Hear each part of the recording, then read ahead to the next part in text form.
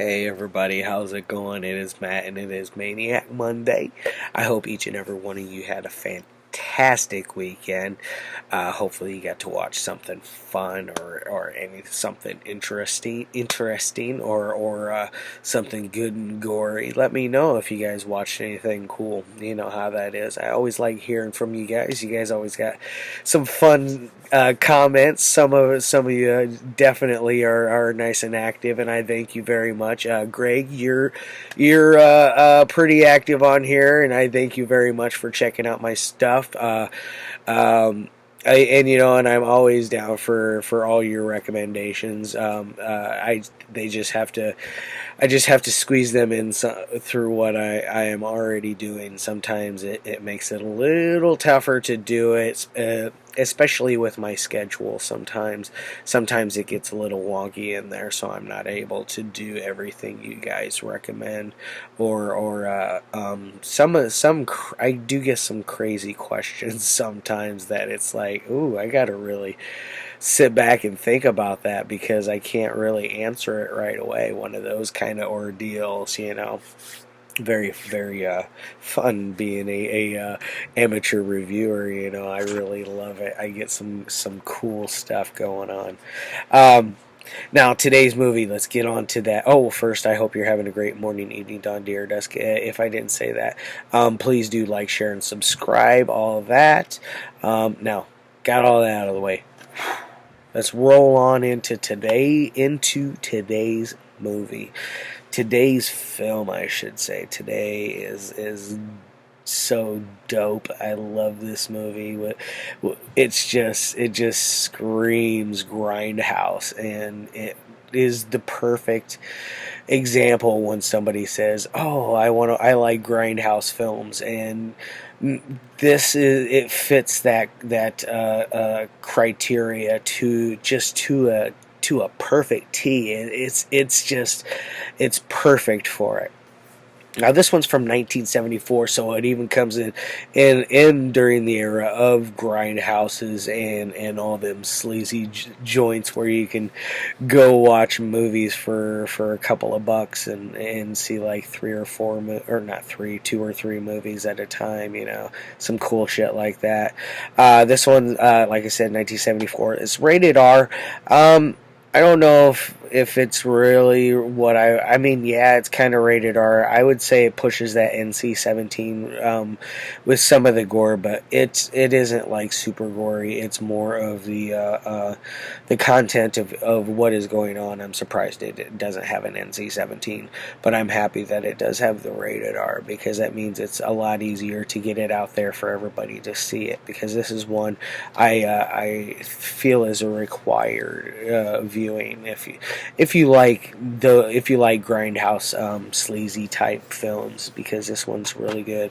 I wouldn't say it's sleazy, but it definitely is. It's grimy.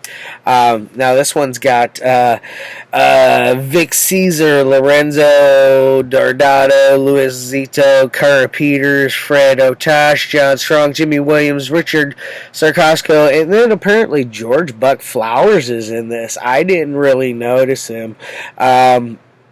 Maybe I was just I was too busy looking at everything else on the film when his spot came on, because it's such a fun ride.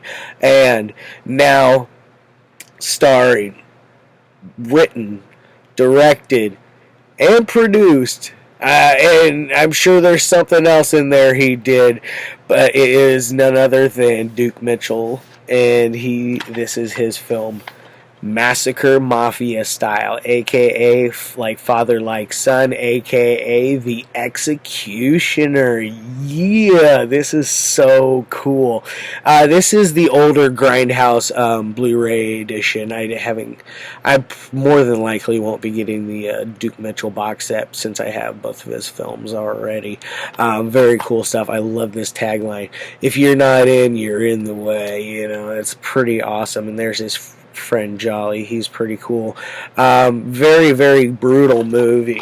And as far as artwork goes, it doesn't have any reversible artwork, but it does have this really cool picture right there of of like a little candid shot of Duke Mitchell. Nothing really, nothing that's in the film at all. It's just a fun little picture of him. Oh, come on, there we go. Now it did have a little bit of a little booklet with it, and I'm gonna go ahead and flip it over and show you guys what special features it's got on there. I'll go ahead and give you guys a moment to take a look for that there.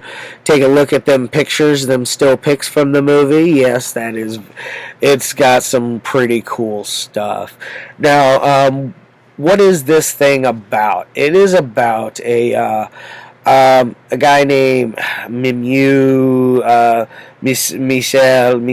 Jr. I think is what his name was, and his father Miceli Sr. was he's the padrone. He's like the big shot like of the mob in the Sicilian mob, and he was exiled from the States back to Sicily, and so he has raised Duke Mitchell's character, who Mimi, as they call him. They raised him into this lifestyle, but they didn't have him right there in all of the grit and grime right away. You know, this is one of those things. The older he got, the more vicious he got, the more he became a real mobster. You know, it's dang, I can't say how brutal this movie is. It's freaking dope. So he comes to the States, and he wants to make his name for being a mobster. He wants his own empire at this point, but he isn't trying to do anything that will go like I guess affect his father to the point to allow them to kill him, one of those kind of ordeals, because his father is very much still in charge, even though he's back home in Sicily.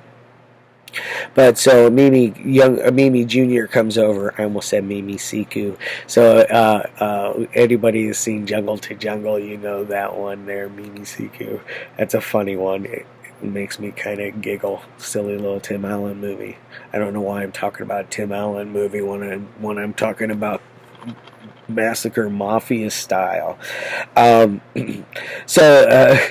He comes to the United States trying to carve his own empire. He meets up with his friend Jolly, who is a bartender at this little divey place. He gives him an offer. Basically, he can't refuse. They go back into business, and because everybody has warned Duke like not to go to the States and do this, because the mobsters aren't allowed to do the things that they used to do. That the world has changed. The war has changed with as far as mafia families go. You know, it's they're all at peace. There's no war going on at this moment. And then Duke Mitchell shows up, and he starts a freaking bloodbath. At one point, you see something with that involves a meat hook that you cannot forget. It's just like the effect of it did not. It's not like it is scary. It's like gory, scary, like good. Like it doesn't. It didn't age very well. Let's just say that it looked a little silly, a little wonky. You know, it was, but it works perfectly for the story. I thought still was right in there. There's a scene where it involves them going through this building, and they're just clearing out people left and right. It's a massacre, and it is done mafia style. Now there's a whole little side story with Mimi where he has a little love interest. His girl, she's not really, she's what I would call a butterface.